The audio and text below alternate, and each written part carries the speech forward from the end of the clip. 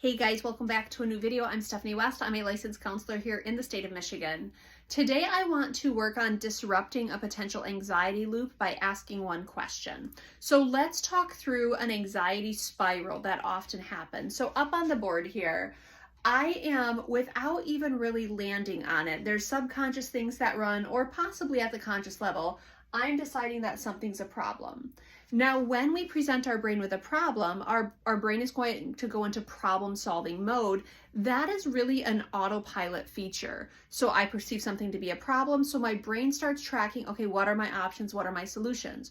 We've talked about appraisal theory. Appraisal theory, as it relates to anxiety, says, what's my perceived risk? What are my resources? A mismatch there is going to result in anxiety. This is saying the same thing in a different way. I perceive a problem, now I'm trying to figure out what are my solutions.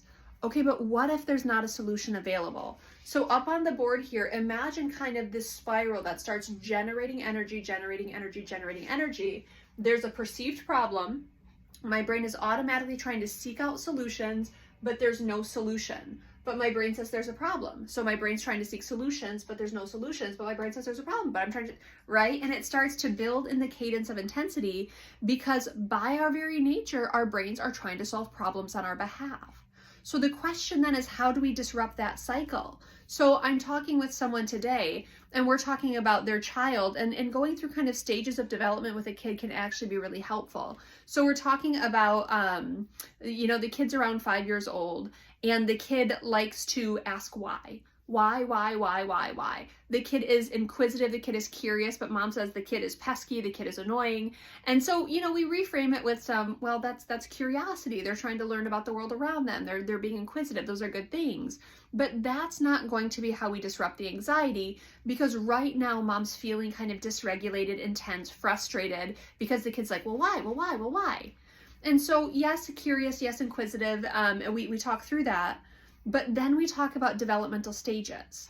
And we talk about, well, would a 5-year-old necessarily learn about the world by just observation, or would they be dependent on the adults around them to kind of clear stuff up for them, create a framework for them? And so mom's like, well, of course, they would look to the adults in their world to kind of create understanding. Okay, so then is it really a problem that your child's asking why?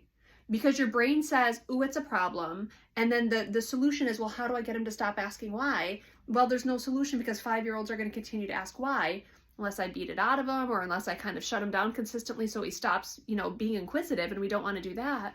So the disruption to the anxiety loop is, does it have to be a problem? Is your child asking why a problem? If we can get the reframe landed on that that's just what 5-year-olds do and that's okay, suddenly we don't have a problem to solve. So suddenly my brain's not going into this spiral of generating energy and trying to solve anything, because my kid asking me why it's developmentally appropriate. It's how he learns about the world. We talk through strategies of he's asking questions and I'm getting exhausted. So I just say, you know what, buddy, we're going to take a break from questions, but I like that you're so curious. We talk through different solutions, not how do I get him to stop asking why, but how could I respond to him in a way that normalizes, of course he asks questions. When we disrupt the intensity of that cycle, over time, it helps assuage a lot of the emotional volatility that happens. Now, just because we say, hey, 5-year-olds do ask questions, it's not a problem. It doesn't mean mom's not going to still feel some of that ick or some of that annoyance.